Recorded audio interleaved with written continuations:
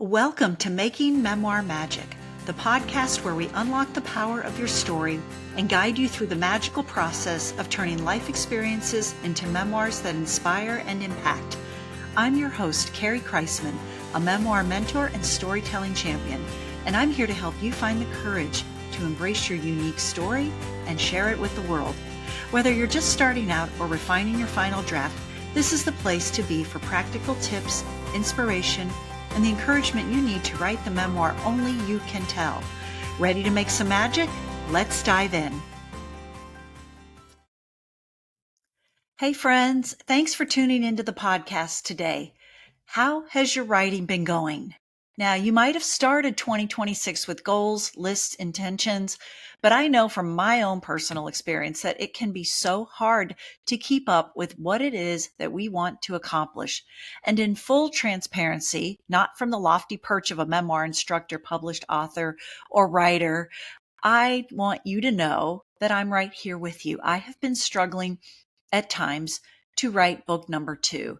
It's a dual narrative memoir that I'm writing with my husband, and I plan to record future podcasts about this process in case it's something you might be interested in doing at some point. But for today, let me start with a gentle truth and a slightly uncomfortable one.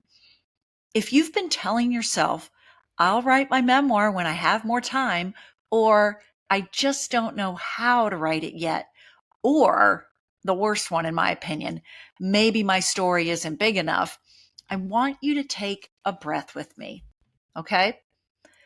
I want you to just take a pause. I want you to know that none of these statements are the real reason that you haven't started or finished your memoir. They're simply polite excuses and socially acceptable lies that we tell ourselves so that we don't have to touch the real thing. And today, I want to talk to you about the fears that are behind why you are not writing your memoir. And before I go on, here's a spoiler alert. It's not time, it's not talent, it's not discipline, age, or whether you, quote, missed your moment. It's fear, okay? That 4-letter word that a lot of us don't like to talk about, all right, if we're being honest. And if that lands a little close to home, good, because you're exactly where you need to be. And here's what I want you to know. I want you to know that you're not lazy or unserious or that you're simply dabbling. You're someone who has lived, who has survived things, who carries stories that won't leave you alone. But yet, your memoir remains unwritten. The weeks turn into years. Your notes continue to live in your journals or your phone apps or half-filled notebooks. And you circle this idea of writing a memoir and actually publishing your book. You circle it like a plane that never quite lands, okay? Think about that image. And every so often, the thought taps you on the shoulder. You should really start, okay? It's telling you the time is now. But instead of starting, you spend time researching. Okay, you think you need to research your idea to death. You reorganize. You think you need the perfect setup. And yes, you need to have a serene, calm space and whatever makes you feel calm, but you don't need to clean out your desk drawers, okay, in favor of writing. You decide that you want to wait for clarity. Well, I'm here to tell you this. The clarity is not going to come. The clarity comes from writing, and we'll talk about that later. Um, Another one I can't stand is that you wait for permission. You wait for approval, and that's different than talking to an enthusiastic supporter, okay? If you tell your best friend or your partner, um, that you want to write your memoir and they go, that is amazing. I really think you should do it. That's good. But if you keep asking people and thinking, should I do this? Do you think it's okay if I talk about XYZ? That's waiting for permission. And if you do that, you're never going to get your memoir written. And you might be waiting for a future version of yourself who feels braver. Well, I'm also going to tell you this because I've been there and I know what it feels like. Okay. I believe that writing is an act of bravery. We put our words out there for people to like, dislike, comment, and have an opinion on. You're already brave if you're writing, but you become brave when you write. All right. I want you to repeat that to yourself. The more you write your story and your words, you own them, you commit them to being told and believing them more than you ever have. And when you inject your writing with that mindset and that feeling, your readers will know because they will hear your story if they're listening to audio or read it um, in a different way, in an authentic way. So you don't wait to be feel brave. It's not going to happen. It's something that you create. So I want to be clear and kind at the same time. All right. I want you to know waiting to write your memoir is not neutral. Okay. Avoidance does not look dramatic. It looks responsible, like, oh, I will do this after the holidays or when things calm down, or I just need one more sign that tells me I should write my book. Just throw all that out the window. Underneath it's something deeper. So let me name what doesn't usually get named. It's fear, like I mentioned before. And I'm going to talk about a couple of fears. And chances are you might relate to all of them. You might relate to a few or even one. But I hope that in doing so that you feel seen and heard, even though we aren't face to face or talking to each other. But I hope that what you hear resonates, and that when I explain what the fear is and what is behind it, that it helps you move forward. So fear number one is, what if I write it and it doesn't matter? So you're not afraid of writing. You're afraid of being perceived as or feeling irrelevant. You're afraid of putting your heart on the page and hearing silence echo back to you. This is the writer who wonders, is my story too ordinary? What if no one needs this? What if this mattered to me and only me? So instead of risking disappointment in hearing the answers to those questions I just stated, you stay in a safe place of potential, because potential can't be rejected. So the second fear is, what if I open the door and I can't close it? What I mean by that is writing memoir is like excavating. Once you start down a road of memories, you unlock that jar in your head that has been tightly shut for years. You start reliving your past, the conversations, the moments, the difficulties, and truthfully, you're afraid to go down that proverbial rabbit hole. You believe that once you start writing with real honesty, that things will surface, like the grief that you've neatly packed away, anger you made peace with a little too quickly but might not be completely resolved, or questions you don't yet have answers for. You might tell yourself that you're protecting your inner peace, but it's important to embrace all of the feelings that come when you write about yourself and your life. It may not all end up in your memoir, and nor should it, but you must write through it to get to the core of what you are really trying to say. And a third fear that I want to mention is the fear of, what will people think? So let's pretend, or let's not pretend rather, that this one doesn't matter. Okay. We all deep down, we do care a little bit about what someone thinks. All right. You're not writing into a vacuum. You want people to like your writing. Okay. But you can't keep that fear or wondering, and writing the reviews in your head before the first chapter's even written. You can't keep that from not as something that keeps you from not writing. All right. So you might be worrying about being misunderstood, being judged, being labeled as too much, hurting someone, or being hurt in return. So what happens when you feel that way and you start to write from that place and that mindset, you shrink your story before anyone else can. Okay. And that is not telling your entire story. So I would love for you to try to not do that when you write. You will get to a point of writing just enough that shares the story so that your readers will understand it, resonate with it, and be changed by it.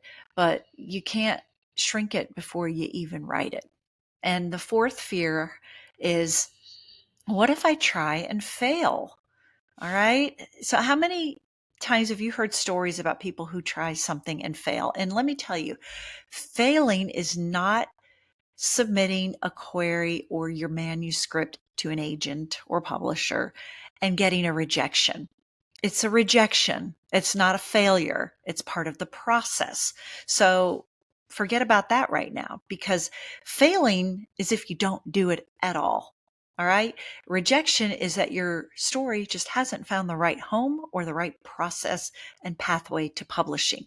But this fear of failing might be the loudest one that exists. All right. Because if you never begin because of this, then your dream stays intact, untouched, unproven, and actually perfect in theory. And that is a safe place that you don't want to be at.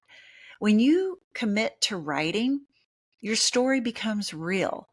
And real things can wobble and be messy and maybe take longer than you hoped. So you hover at the edge, just staying there and not really diving in. And it's not because you don't care, but because you care so much.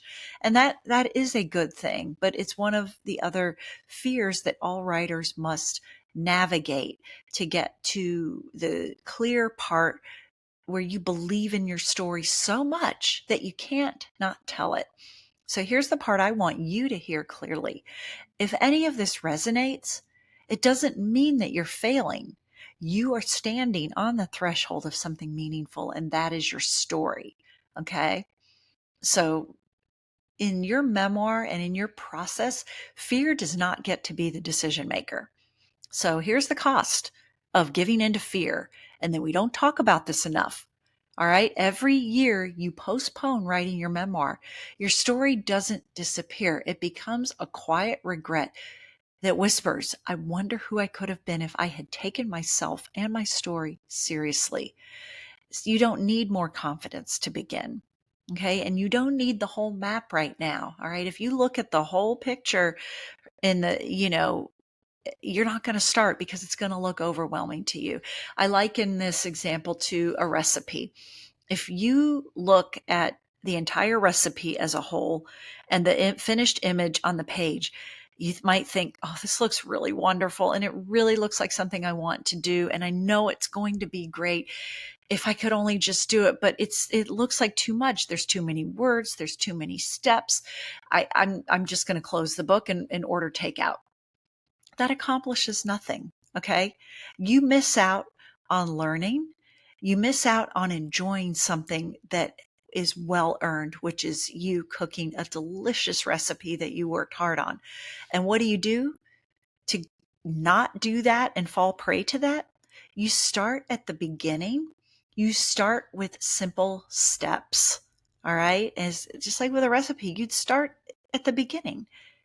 What's the first step? Is it to preheat the oven? Is it to gather your ingredients? Whatever those steps are, that's where you start. And that's why I'm hosting a free masterclass on January 14th. It's called 3 Simple and Powerful Ways to Kickstart Your Memoir. And I'm not hosting this because I think you need more information or because I think you need momentum. If you're listening to this podcast and perhaps writing your memoir or thinking about it, you have momentum. You just need someone to help you stop circling your story and to lead you and to step inside of it. So in our 1 hour together, I'm going to help you cut through the noise and self-doubt, identify a real starting point, and understand why your story matters without grandstanding or exaggeration. This class is not about writing perfectly. It's a doorway to beginning honestly and with intention. And of course, I will leave time for questions and answers because this process I know is personal and you deserve real answers. And I'm also going to tell attendees about my course, Make Memoir Magic, because I believe so fully in it and what it can do for aspiring authors who want to write a memoir that matters, that I don't want to not mention it, okay? And at least tell you about it and what you can get out of it and what I can do to help you write your memoir this year. So let me leave you with this. Your story doesn't need to be louder. It doesn't need to be bigger, and it doesn't need to justify its existence. It just needs you to stop abandoning it. All right. January 14th isn't about adding one more thing to your calendar. It's about drawing a line between thinking about writing and being someone who writes.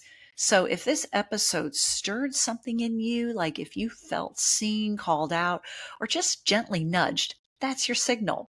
The link to register for this free masterclass is in the show up notes. If you show up live to the class, I have a free resource for you as well. It's called Silencing the Imposter, which pairs perfectly with memoir writing because every writer, and don't say it's not you because it will be if it hasn't happened to you yet, deals with imposter syndrome. It happens to me. It still happens. So I'm going to share that free resource just because you show up live. So register for the class in the show notes and don't wait for fear to go away because it won't. You need to just start, and I will see you there.